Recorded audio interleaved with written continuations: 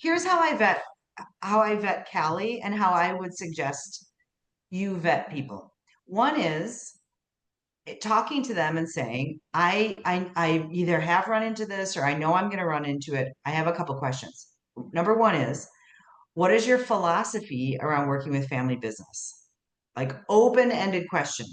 And what you're looking for in an answer is some understanding and knowledge of the idea of the three circle model. Now, they don't have to give you the three circle model, but that would be cool. What I'm really looking for is, can this person help my client or my lead separate a business issue from a family issue from an ownership issue? Instead of reinforcing the false idea that if you own the business, you have to run the business and you cannot fire your siblings. Because that kind of thinking will just perpetuate the crap out of issues for the family business. So I'm looking for someone who's able to say, yeah, wow, you do both own the business.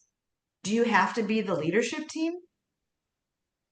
Like, just because you own it doesn't mean you have to find a spot on the leadership team. Maybe, like, I knew this family business, the fourth generation owner, this is a big business.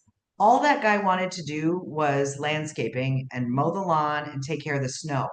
And he was a landscape architect. Like, he wasn't just mowing the lawn, although he did love mowing the lawn. They had many, many properties. They thought he should be CEO. He did not want to be the CEO. He wanted to take care of the properties.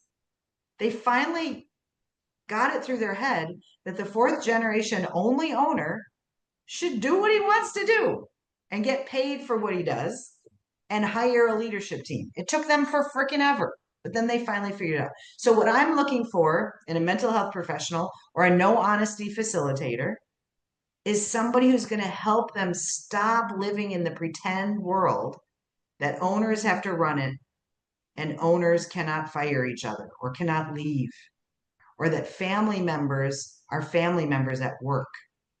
At work, they are ideally colleagues. And here's my favorite story for this. I have a client who's the third generation owner of his family business. And when he finished college, he didn't have a place to live yet, or I don't, he lived with his parents for some amount of months. And in the morning, he would get up and he would eat breakfast with his dad and whatever, watch the sports, whatever, I don't know.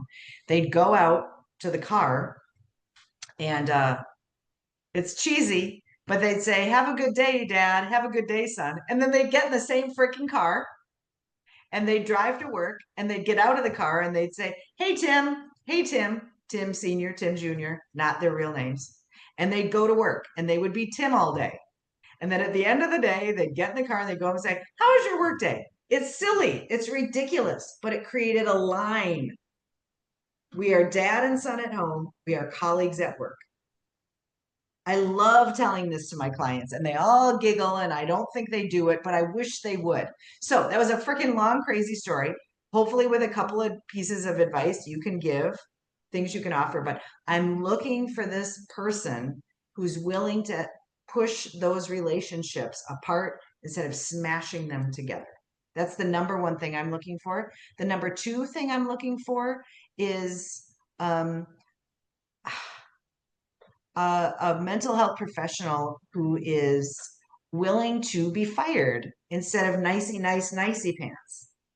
Because I personally work that way. And so I want somebody who's not just going to be like, "Oh yeah, that's really hard. Tell me how that feels." I think there's a lot more someone has to offer than that, which is me probably being an asshole. But anyway, there you go. That's on recording. Okay, there we go. Those are my number one and number two.